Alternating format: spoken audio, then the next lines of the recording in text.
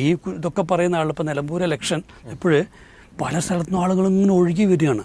ഇതിന് അവിടെ പ്രവർത്തിക്കാൻ വേണ്ടിയിട്ട്. അപ്പോഴേക്കും അവൻ എല്ലാം മറന്നു. അല്ല, അവൻ്റെ സകല പൊളിറ്റിക്കൽ ഇത് വന്നവിടെ എല്ലാം മറന്നു കഴിഞ്ഞു. അപ്പോൾ ഇതേ കക്ഷി ഇപ്പോൾ സർക്കാരിനെ കുറ്റം പറയും, പിന്നെ എല്ലാ വിഷയങ്ങളിലും ഒക്കെ വിമർശകനാക്കാരം. പക്ഷെ ഒരു ഇലക്ഷൻ വരുന്നതോടെ ഇനി ഇതൊക്കെ എന്ത് ചെയ്യുന്നു, മറക്കുന്നു എന്നുള്ളതാണ്. മറിച്ച് അവനവൻ്റെ ആവശ്യങ്ങളെ പോലും അറിഞ്ഞ് രാഷ്ട്രീയമായി പ്രതികരിക്കാൻ പോലും കഴിയാത്ത ഇത്. പിന്നെ നമുക്കറിയാം എക്കോ സെൻസിറ്റീവായിട്ട് ഒരുപാട് ഏരിയകൾ കേരളത്തിലുണ്ട്. അവിടേക്ക് ജനങ്ങൾക്ക് കൊടുക്കേണ്ട മുന്നറിയിപ്പുകൾ കൃത്യമായി കൊടുക്കണം.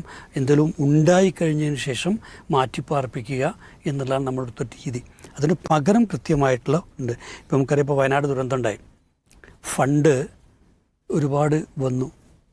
പലരും പറയുന്നത് വെച്ച് കഴിഞ്ഞാൽ ആ നഷ്ടപ്പെട്ട കുടുംബങ്ങളെ 4 തവണ കോടി കൊടുത്താലും തീരാത്ത ഫണ്ട് വന്നിട്ടുണ്ടെന്നുള്ളതാണ്. എന്തോ ആയിക്കോട്ടെ, പക്ഷേ ഫണ്ടിൻ്റെ വിനിയോഗവുമായി ബന്ധപ്പെട്ടുകൊണ്ട് ധാരാളം വിമർശനങ്ങൾ ഉണ്ടായിട്ടുണ്ട്.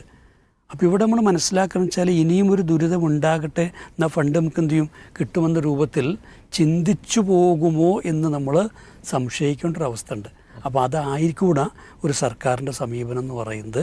കൃത്യമായിട്ടും ഈ ഫണ്ട് ഉപയോഗിച്ചുകൊണ്ട് ഭാവിയിൽ വരാവുന്ന പ്രയാസങ്ങൾ വരെ തടുക്കാൻ പറ്റുന്നൊരിതുണ്ടാവണം. എന്തായാലും നമുക്ക് ആലോചിച്ച് നോക്കൂ, 10,000 സ്ക്വയർ ഫീറ്റിലൊരു വീടിന് 30 ലക്ഷം ആദ്യം നിശ്ചയിക്കുന്നു.